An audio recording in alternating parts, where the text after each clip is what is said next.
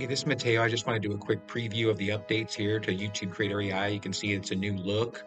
We have the main page, which is the studio tools, and you're going to find, the title generator, content strategy, some advanced tools. So all the tools are still going to be in the main page.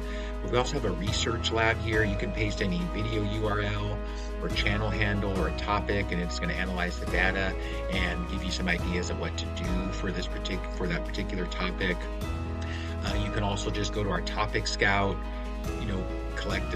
select a niche category or put in a custom niche. And then you can go here and put an audience persona, kind of get an idea put in what your channel's about, and you can get an idea of who's watching your videos.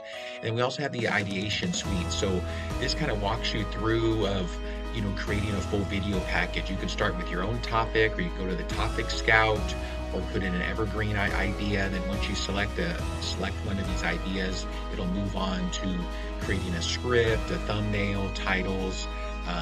So check it out, YouTubeCreatorAI.com. We have an AI voiceover labs. You can put in a script and generate text. All this is totally free for up to 6 uses. You can get a free trial as well. Check it out, YouTube Creator AI.